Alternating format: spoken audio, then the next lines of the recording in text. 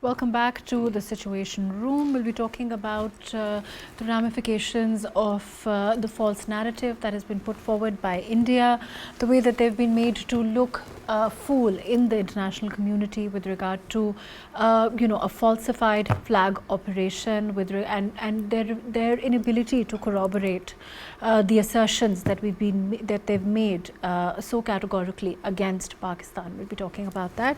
I have with me Ambassador Naela Chohan. Thank you so much for being with us. She's also former Foreign Secretary. Daniyal Sheikh, who's a senior analyst. Thank you for being with us today. We have with us Uzma Kardar from the PML-N. Thank you for joining us. Uzma, overall, in terms of the kind of assertions that have been made, the way that they've said that they have all this evidence, the way that they've put up a case against Pakistan, hasn't that itself sort of fallen flat? The way that we've asked for an independent inquiry, the way that we have categorically the questions that we've put to the international press, the international media, they still remain unanswered. Isn't that how things have unfolded for India? Thank you so much, Mahrukh, for inviting me. Mahrukh, actually, this time, India has been exposed in front of the whole world. They have been exporting terrorism since the 1971 war, when they fueled Mukti Bhani in Bangladesh. And today they are getting a taste of their own medicine. They've been kicked out of Bangladesh. Then you look at Sri Lanka and Tamil Nadu. They interfere in every country. They export terrorism all over. Our Jafar Express, there were clear links with RAW. And start with some Jhota Express. And we've got Kalbhushan Yadav. What was he doing in Balochistan? Did he come here for a picnic? He was an Indian naval officer. So they are now, nobody believes the Indians anymore. Their narrative has gone bust, absolutely. And in this Pahalgam incident, this shows a complete failure of the Indian government, a complete failure of security, a complete failure of their army. Ajay Sahani, who is the expert of anti-terrorism, he says that this particular incident clearly shows that they cannot protect the lives of the Indian people. I mean, Pahalgam is 400 kilometers away from the line of control. And these people have the nerve to say, oh, that you attacked us from Pakistan. Well, what was your 7 lakh army doing there? Were they sleeping or were they enjoying their whiskey? And where was the police? For 1 hour, there was no security. And then there was no security. And the 6-kilometer police station where they filed the FIR, that FIR was filed 10 minutes after the incident. I mean, there is so much of contradiction, and their lies, have been laid bare in front of the whole world. And then we saw the resistance forum on Telegram, on social media, the documentation of RAW. This particular act was staged by them. They murdered their own people.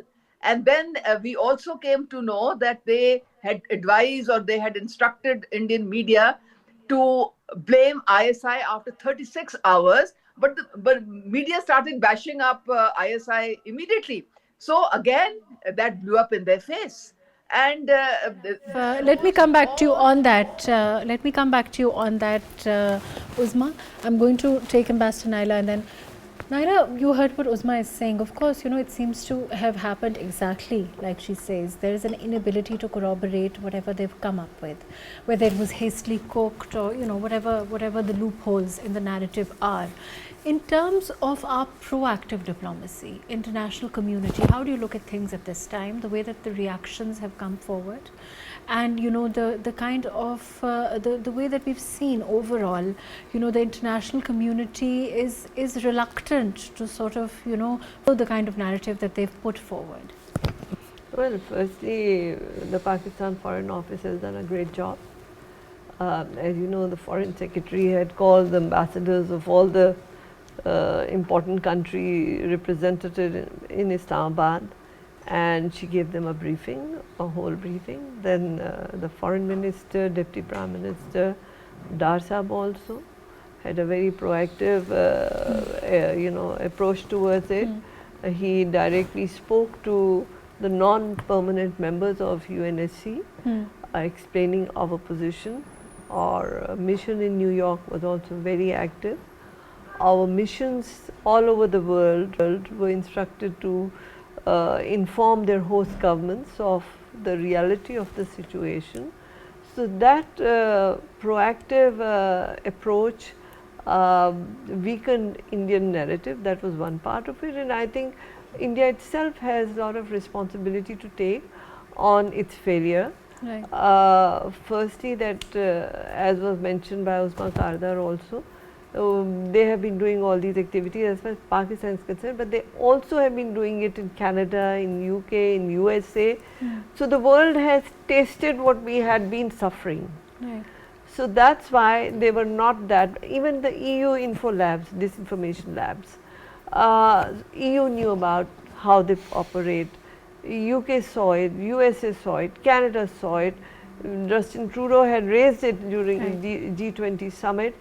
So India's credibility internationally had already gone down, and this was, I think, the last nail in the coffin, because the operation they did, it was planned, but it was shoddily planned. Exactly, I think that's the word. It was shoddily planned, and it hasn't been able to hold up. They have no evidence, and the world has asked that, okay, if your allegations are correct, come up with evidence.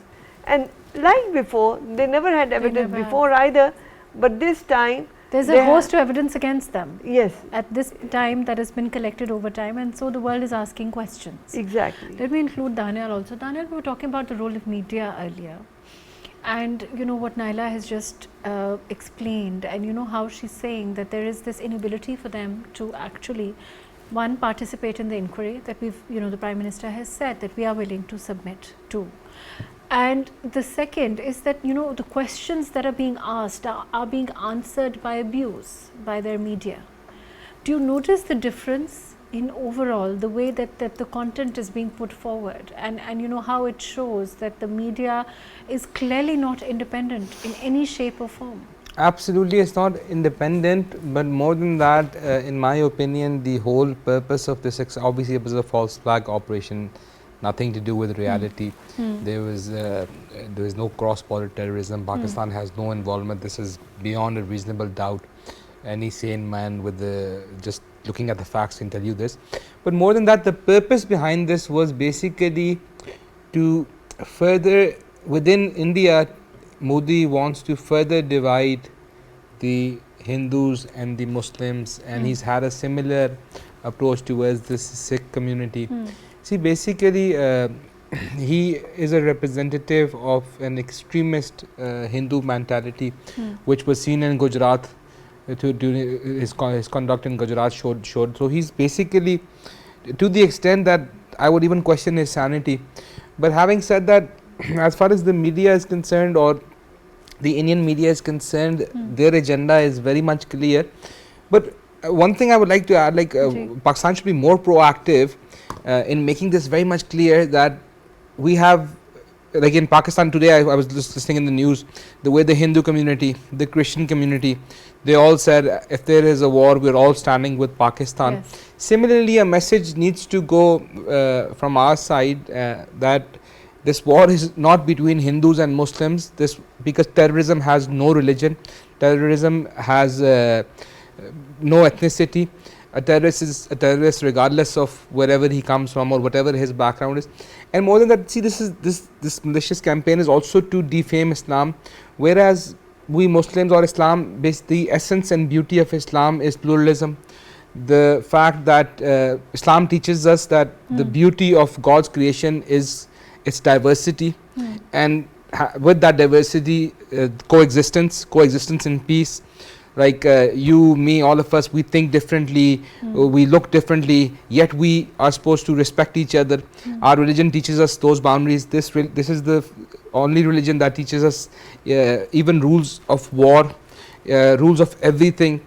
and Islam, there's the clear hadith that Islam does not encourage war. We should never hope for want war. So Islam is a religion of peace and love, exactly. and that's the message that should that's how I think we should reply to this propaganda of theirs. Right, fair enough.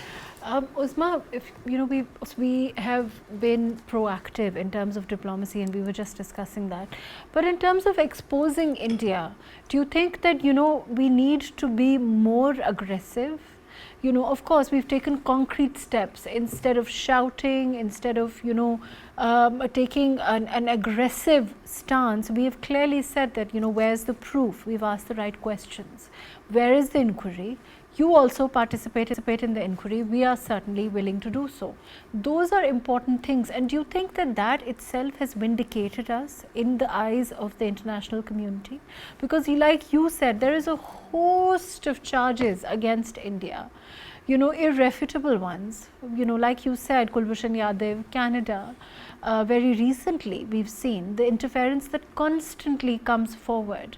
You know, the kind of terrorism that we've seen, you know, become as far as you know, come into the territory of Pakistan from countries, you know, other countries that of course comes through India. So there's a plethora of evidence against a state which is again, you know, indulging in warmongering. Mahrukh, you know, India was always ahead of us as far as lobbying is concerned. They were fully entrenched, and they had made the world believe that we are exporting terrorism into India, and there's cross-border terrorism. And you know, they were very, very active in the US and these other Western states. But I think we have killed their narrative hands down. They, you know, the way they have been killing the Sikh leadership, like Hardeep Singh, and, you know, they were thrown out of the US raw agents who were planning a conspiracy to kill some Sikhs there. And like Justin Trudeau, you know, he said, we will not allow you to kill any Canadian on our soil, and the same. So they have been, their credibility has crashed. It's come down with the crash landing.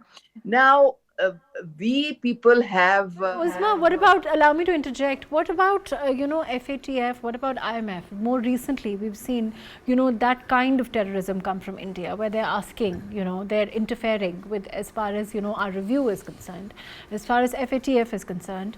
Is the government, you know, solidly behind dealing with this? Do we need to be more proactive now with regard to this kind of diplomacy? Mahrukh, they were responsible for making us go into the grey list, because they kept lobbying against us, and we were weak. We were weak. We did not counter their propaganda and their false flag operations. But this time they stand exposed. They have no legs to stand on at all. You know, what they've been doing, and the kind of evidence that has come up against them. How can they deny it?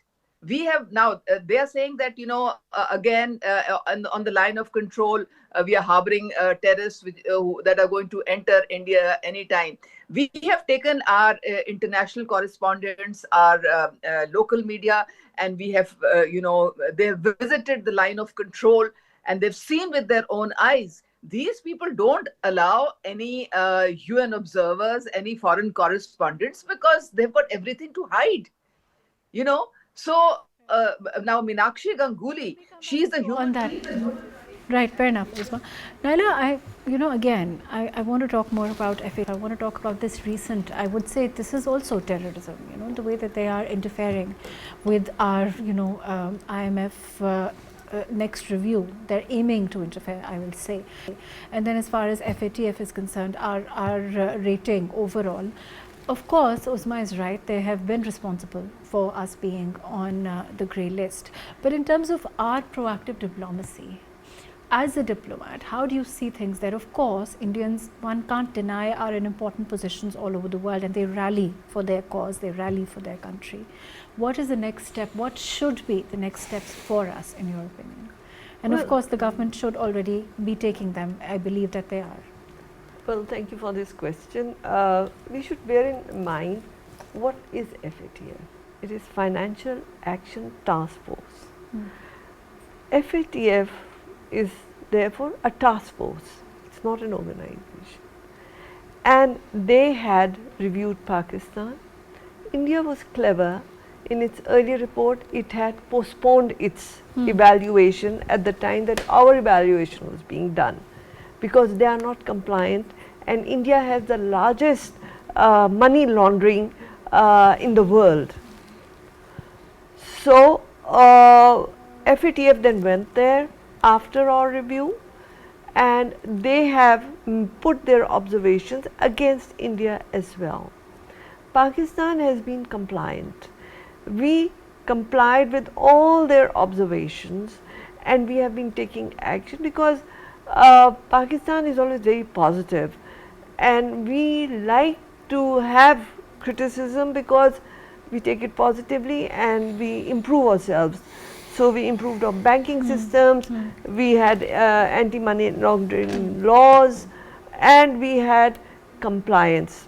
So, that is why you were shifted from the grey list, out of it. But Naela, now, like you India said, is itself, it has a lot to answer for. That's what I'm saying. If it has a lot to answer for, and we recently saw the ISPR, like you said, talk about what's happening in India itself, and the fact that they need to be on that list, with the kind of activities that are and taking there might place. be, because we have still not seen the result of the review that was done in India last year.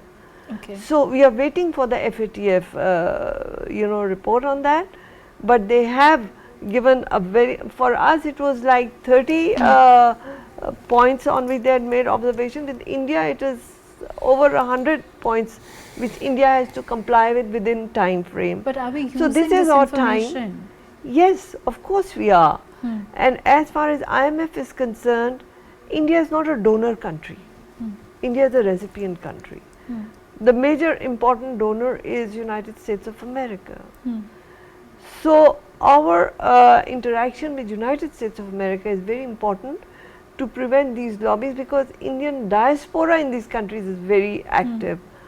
Our diaspora does not have that kind of access as do the Indian, because you can see J.D. Vance's wife is also of Indian origin. We do not have that kind of leeway.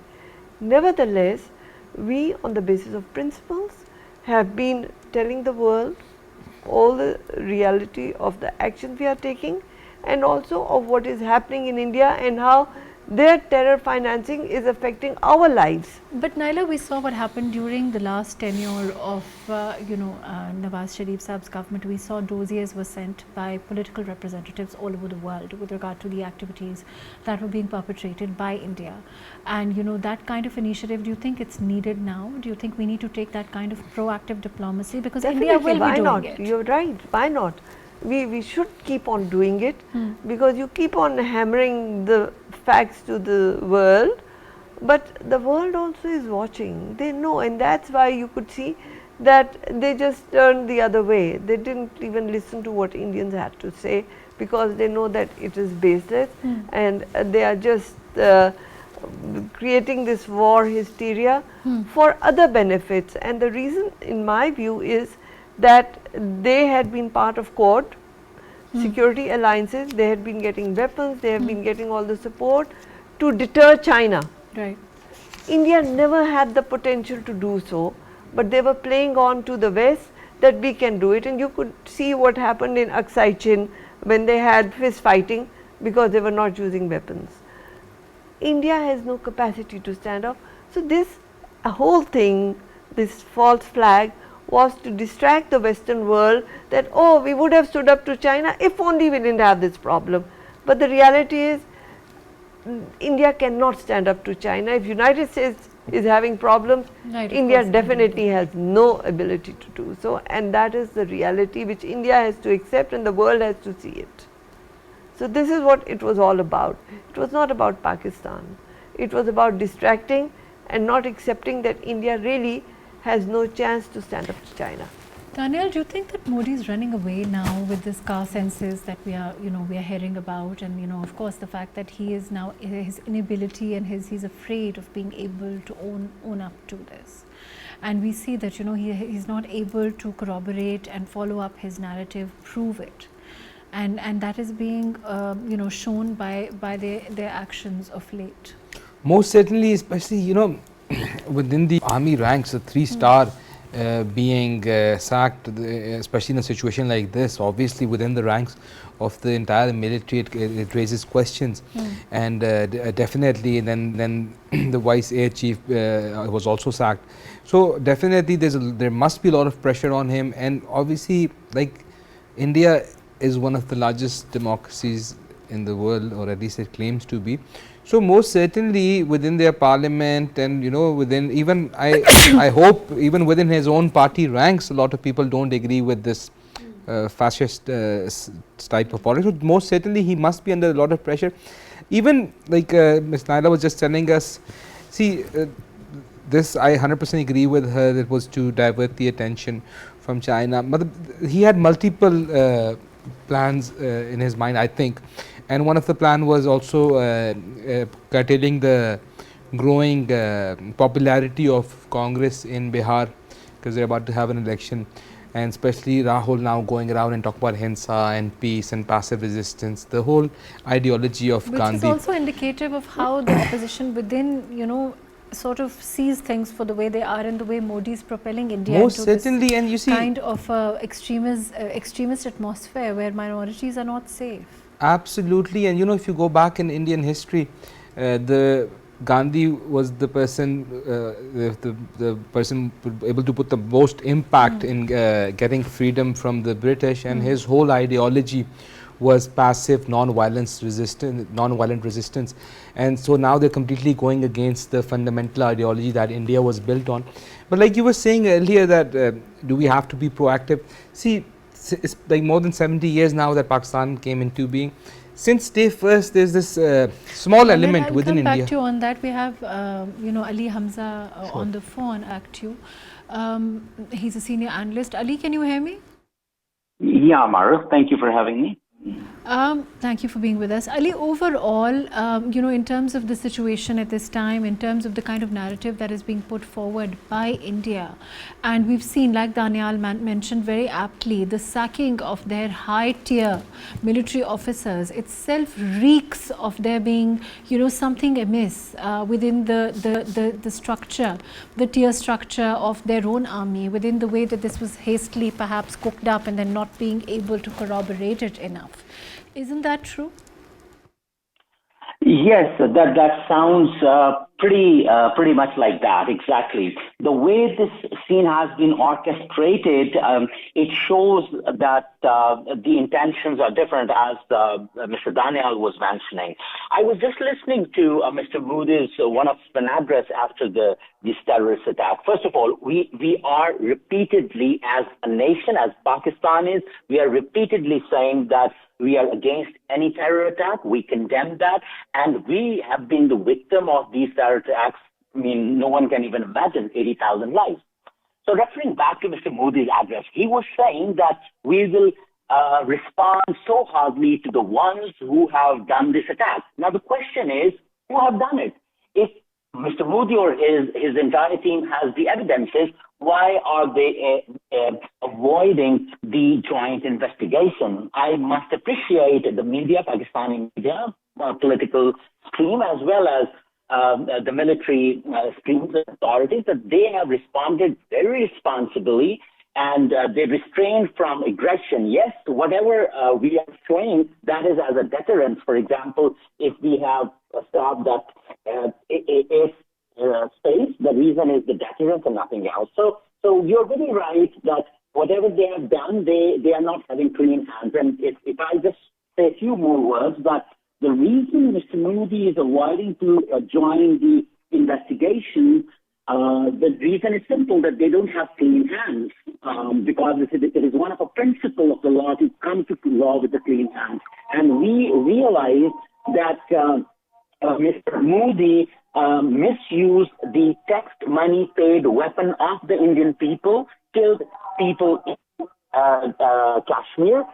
Like you said, his misuse of these weapons also, and the fact that within the army, there are issues of their equipment, there are issues within them of their competence, which have also recently arisen on the international scene. Isn't that true, in terms of especially the equipment that is outdated, and their inability to actually combat this kind of war that of course Pakistan's hard, we have an army that's battle hardened, and there's a clear difference between the Indian army and Pakistan army, which ranks as one of the best in the world.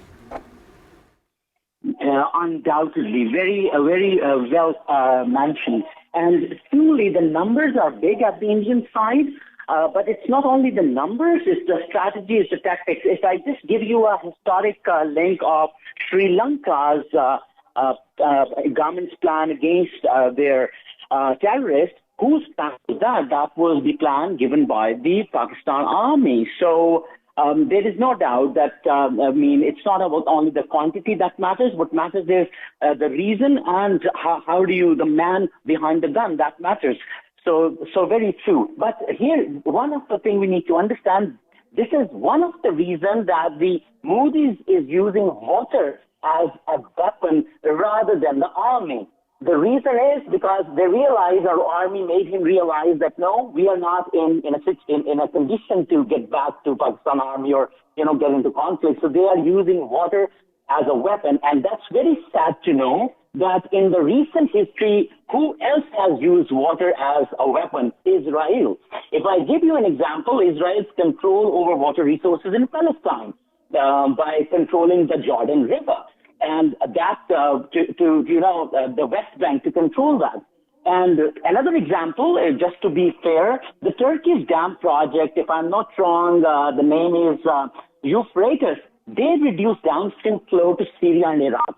So I think this inhuman act by India is a kind of a replication of what Israelis have done to Palestine, which has to be condemned by the world, and all sane minds condemn that. Right, fair enough. Thank you so much, Ali. Thank you for your very valuable input. We'll be taking a short break, after which we'll come back and talk about the recent situation with regard to India's false flag operation. Please stay with us.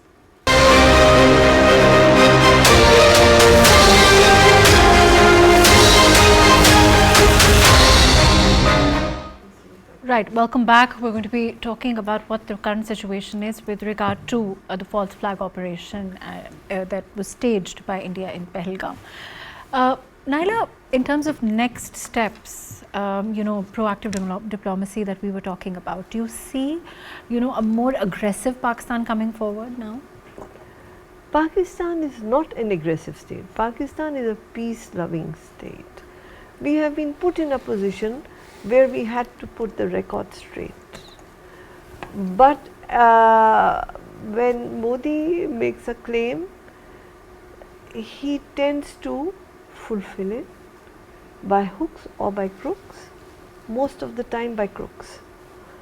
So even if they don't engage with us directly, physically, it is likely that they might do some operation where you might lose some crows and some trees, and they would claim that they have avenged.